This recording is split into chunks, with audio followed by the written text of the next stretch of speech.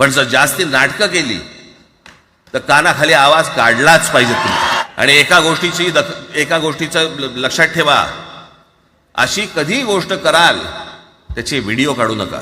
मारणारा कधी सांगत नसतो, मार खाणारा सांगत असतो मला मारला म्हणून. त्यांना सांगू देत. हम लोग 8 तारीख को जैसा आपने मोर्चा निकाला ना, ये मोर्चा कैसा होता है ये हम लोग आपको 8 तारीख को दिखाएंगे.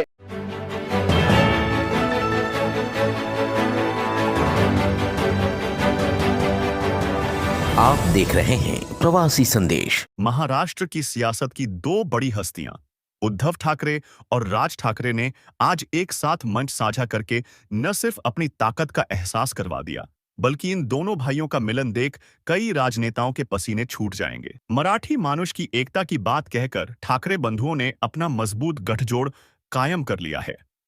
राज ठाकरे ने अपनी पार्टी के कार्यकर्ताओं से कहा कि किसी को अनावश्यक पीटने की जरूरत नहीं है, लेकिन अगर कोई ज्यादा ही नाटक करता है तो उसके कान के नीचे बजा दो, लेकिन इस बात का ख्याल रखना उसका वीडियो कभी मत बनाना. काय सांगतो नीट ऐका.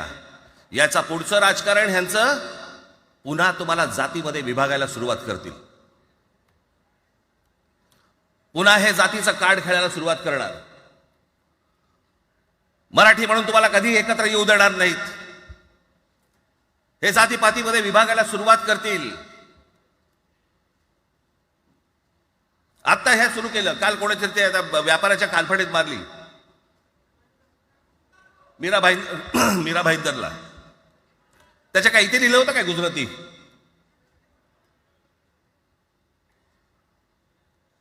पण एवढंही आपल्याकडे काही जे चॅनलमध्ये, मराठी नाहीत इतर चॅनलमध्ये, हिंदी आणि याच्यात गुजराती माणसाला मारला. कुठच्या गुजराती माणसाला मारला? बाचाबाचीमध्ये समोरचा गुजराती निघाला, इकडचा मराठी निघाला. त्याच्यामध्ये काय गुजरात्यानं मारलं का? केवढे व्यापारी आहेत. अजून तर काहीच केलेलं नाही.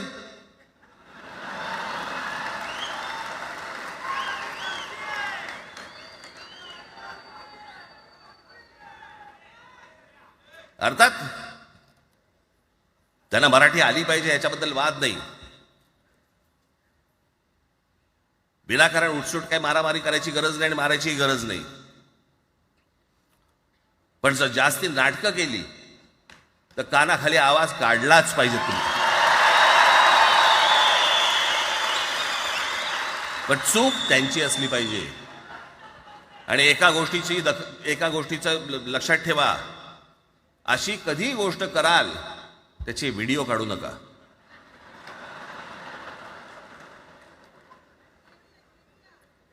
आपल्यामध्येच त्यांना कळलं पाहिजे. कळलं का? मारणारा कधी सांगत नसतो, मार खाणारा सांगत असतो मला मारला म्हणून. त्यांना सांगू देत. राज ठाकरे के इतना भर कह देने से उनके समर्थकों का जोश काफी हाई हो गया है और मनसे कार्यकर्ता बड़े आक्रामक मूड में आ गए हैं. अगर पिछले कुछ दिनों में हुई कुछ हिंसक वारदातों को देखा जाए तो स्पष्ट होता है कि जो कुछ भी हुआ वो सब सोची समझी रणनीति का हिस्सा है. बात ही बात में किसी परप्रांतीय पर थप्पड़ बरसाना और उसका वीडियो बनाकर उसको वायरल करना इस बात का संकेत है कि मनसे कार्यकर्ता पूरी योजना के साथ आए थे. मीरा रोड में एक मारवाड़ी व्यापारी की पिटाई का मुद्दा चल ही रहा था कि वर्ली में फिर एक बड़े मारवाड़ी को निशाना बना दिया गया. सुशील केडिया नामक इस अरबपति कारोबारी के कार्यालय में तोड़फोड़ सिर्फ इसलिए की गई क्योंकि केडिया ने अपने एक्स हैंडल पर पोस्ट किया था कि मुझे 30 साल मुंबई में रहते हो गया, लेकिन अभी तक अच्छे से मराठी बोलना नहीं आता. तो अब क्या मैं राज ठाकरे के कहने पर मराठी सीखना शुरू करूं? ऐसा सवाल उठाते हुए अपनी पोस्ट में केडिया ने राज ठाकरे को भी टैग किया था. केडिया की इस पोस्ट पर मनसे के कई पदाधिकारियों ने कहा था कि अगर मराठी नहीं सीख सकते तो फिर थप्पड़ खाने के लिए तैयार रहना. इसके बाद कुछ लोग केडिया के ऑफिस पहुंचे और पथराव कर दिए. इस बीच केडिया के ऑफिस पर तैनात सुरक्षाकर्मी मनसे कार्यकर्ताओं को पकड़ने की कोशिश करता नजर आ रहा है. ये सभी पत्थरबाज अपने साथ थैली में पत्थर लेकर आए थे. खूब जमकर पत्थरबाजी किए और तोड़फोड़ की. पता चला है कि इस हमले से डरे केडिया ने माफी मांग ली.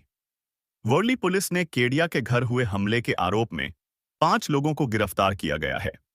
उधर मीरा रोड में पिछले दिनों मारवाड़ी व्यापारियों द्वारा निकाले गए विरोध प्रदर्शन में जुटी भारी भीड़ से मनसे काफी नाराज है। इस मोर्चे के जवाब में मराठी एकीकरण समिति के अध्यक्ष गोवर्धन देशमुख और मनसे अध्यक्ष संदीप राणे के नेतृत्व में 8 जुलाई को मोर्चा निकाला जाएगा, जिसमें शहर के तमाम भूमिपुत्र संगठनों की भागीदारी रहेगी। यह मोर्चा जोधपुर स्वीट्स से शुरू होकर दीपक हॉस्पिटल रोड भाजपा कार्यालय तक जाएगा।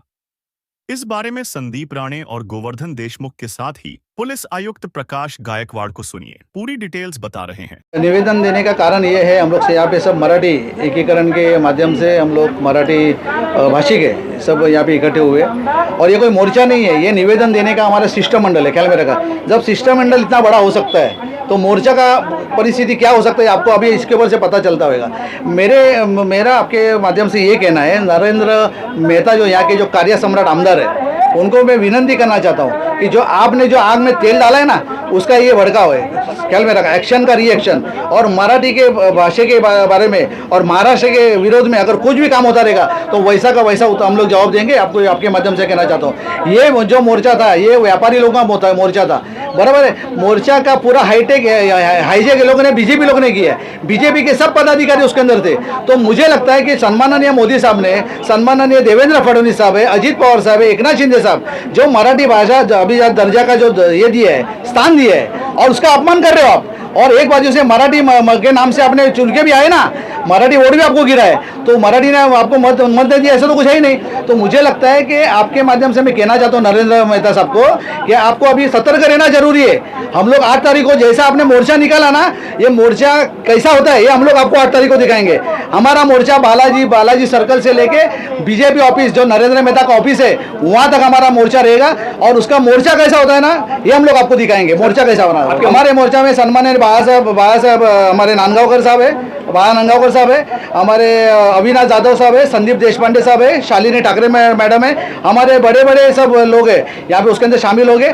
और सभी जाति धर्म के लोग जो महाराष्ट्र से प्रेम करता है, जो मराठी के ऊपर प्रेम करता है, इसमें कोई भी झंडा रहेगा नहीं। आप ख्याल में रखो, कोई खाली मनसे का मैं पदाधिकारी हूँ, लेकिन मैं पदाधिकारी ऐसा नहीं, मराठी के हिसाब से मैं आपके सामने बात कर रहा हूँ। इसमें सभी मराठी के संगठन, जो दही अंडे पथक है, गणेश मंडल है, और जो मराठी संस्था है, वो सब हमारे साथ में जुड़ी रहेगी। मुझे 16 से 17 मुझे पत्र आया हुआ है समर्थन का, और इसके भी आगे आता रहेगा, और जो भी जवाब रहेगा 8 तारीख को मालूम पड़ेगा कि मराठी का मोर्चा कैसा रहता है। हम लोग आपको दिखाएंगे। मैं क्या बोलता हूँ, मराठी आपको आती नहीं रहेगी तो बोलो मत, लेकिन उसका अपमान सहन नहीं किया जाएगा। आपको नहीं आता है, मेरे भी बहुत दोस्त लोग हैं, यूपी भाई है, मोमेडियन लोग हैं, मेरे दोस्त लोग हैं, उनको भी मराठी आती नहीं, मेरे पदाधिकारी कुछ है उनको भी मराठी नहीं आती है। तो उसका मतलब ये नहीं, हमारा ये कहना है कि आपको मराठी नहीं आता रहेगा तो बोलो मत, लेकिन उसका अपमान करने का आपको कोई अधिकार बनता नहीं है। और अधिकार अगर उसका अपमान करोगे तो वैसा का वैसा जवाब दिया जाएगा। ये मैं आपके माध्यम से कहना चाहता हूं। आज आम्ही मराठी एकीकरण समितीच्या माध्यमातून सर्व पक्षीय या ठिकाणी माझ्यासोबत शिवसेना, राष्ट्रवादी काँग्रेस, मनसे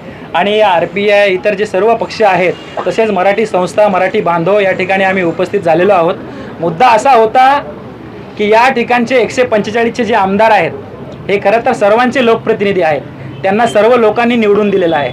या आमदारांनी काय केलं, एक छोटीशी घटना आहे, मराठीचा अपमान केलं म्हणून आपल्या मराठी प्रेमीने 2 कानाखाली ओढल्या, आणि या शहरामध्ये अशा अनेक घटना घडतात, काय मोठी गोष्ट नव्हती। याला कुठेतरी मोठा रूपांतर देऊन आणि आमदार ज्यांनी विधानसभेमध्ये शपथ घेतलेली असते की मी सर्वांच्यासाठी काम करेल, कोणाच्याही बद्दल आकस ठेवणार नाही, अशी शपथ घेणारे हे आमचे शांतिप्रिय आमदार यांनी त्या सोशल मीडियावरती उल्लेख केला की गुजराती आणि मारवाडी व्यापाऱ्याला मारहाण केली। आणि मुळात ही जी मारहाण झाली होती ही गुजराती मारवाडी विचारून झाली नव्हती, परंतु या आमदाराला आता या येणाऱ्या महानगरपालिका निवडणुकीमध्ये फायदा घ्यायचा आहे आणि मराठी विरुद्ध अमराठी असा या शहरामध्ये वाद लावायचा आहे। यांनी 2000 आता जी लोकसभेची निवडणूक झाली त्यावेळेस हिंदू मुस्लिम केलं, आता विधानसभेची निवडणूक झाली त्यावेळेस मराठा वर्सेस OBC केलं, आणि आता महानगरपालिकेच्या निवडणुकीमध्ये हे राज्यकर्ते, हे बाहेरून आलेले राज्यकर्ते, मुळात आमचं दुर्दैव आहे की हे बाहेर येऊन आमच्यावर राज्य करतायत, हे आता मराठी विरुद्ध अमराठी असा वाद लावण्याचा प्रयत्न करतायत। आमच्या पोलिसांनी गुन्हा नोंदवून देखील त्या ठिकाणी दबाव निर्माण करतायत की जर आम्हाला कोणी मराठी बोलायला सांगितलं तर आम्ही दुकाने बंद करू, मोर्चे काढू, पण मराठी बोलणार नाही. ही मुजोरी या महाराष्ट्रामध्ये जी वाढत चाललेली आहे त्याला कुठेतरी आम्ही मराठी माणसं थांबवणार आहोत आणि त्यासाठीच आम्ही एकत्र येतोय. हे फक्त आज निवेदन द्यायला माननीय उपायुक्त यांनी आम्हाला विनंती केली होती की साहेब या ठिकाणी मोर्चा वगैरे काढू नका. कालच एक मोर्चा झालेला आहे, म्हणून आज आम्ही फक्त निवेदन द्यायला आलेलो आहोत. त्या निवेदनाच्या माध्यमातून आम्ही अनेक मागण्या केलेल्या आहेत. हा जो मोर्चा या मीरा भाईंदरमध्ये निघाला कसा? आम्हाला जर 5 लोकांना बाहेर आंदोलन करायची परवानगी नसते, मग या उपऱ्यांना आंदोलन करायची परवानगी कशी मिळाली? आणि परवानगी जर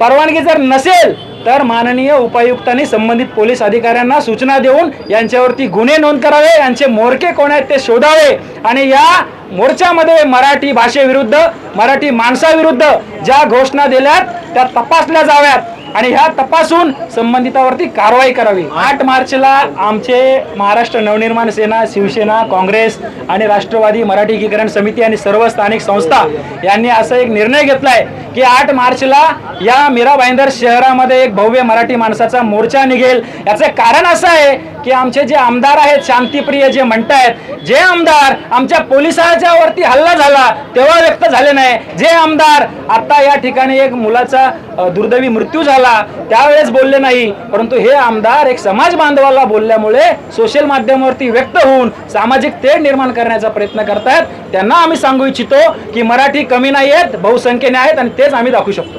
अंबानीला आम्ही संपर्क साधत नाही आहोत. आमचा विषय आहे की ज्या लोकांशी आमचा संपर्क येतो त्यांनी मराठी बोललं पाहिजे. मुळात ज्या माणसाच्या कानफडात मारली आहे तो माणूस व्यापारी आहे, त्याच्याकडे गेलेला जो माणूस होता तो ग्राहक आहे. ग्राहकाच्या भाषेत सेवा देणे ह्या प्रत्येक व्यापाऱ्याचं कर्तव्य आहे आणि ग्राहकाच्या भाषेत जर सेवा देत नसेल तर त्याच्यावरती गुन्हा नोंद केला पाहिजे आणि कायद्यानुसार त्याचं उल्लंघन आहे. राज्यभाषा 1964 नुसार महाराष्ट्रामध्ये मराठीत सेवा मिळणं हा आमचा अधिकार आहे, तो आम्ही मिळवणार. आणि जर हे जे राज्यकर्ते लोक सांगत असतील की मराठी माणसाची लोकसंख्या कमी आहे, ते आमचे मतदार आहेत म्हणून आम्हाला पाठिंबा द्यावा लागतो, तर हे मराठी माणसं खपून घेणार नाहीत. तुम्ही मताची लांगुल चालून निवडणुकीपुरतं करा, पण मराठी माणसाला वेठीस धरू नका, असं मराठी एकीकरण समिती आणि समस्त माझे राजकीय पक्षातले बांधव सांगू इच्छितात. अच्छा, मराठी एकीकरण समिति और मनसे और कुछ संगठन है, इन्होंने 2 निवेदन दिए हैं. एक तो मोर्चा निकालने के बारे में और दूसरा उस दिन का जो इंसिडेंस हुआ था उसके बारे में. तो उनका निवेदन हमें स्वीकार किया है और उनको ये भी अपील किया है कि शहर में शांति बनाए रखिए और जो भी लीगली कार्रवाई जो है हम करेंगे. और अभी बस आगे की कार्रवाई कर रहे हैं. प्रवासी संदेश को लाइक करें, शेयर करें, कमेंट करें, सब्सक्राइब करें और बेल आइकन जरूर दबाएं.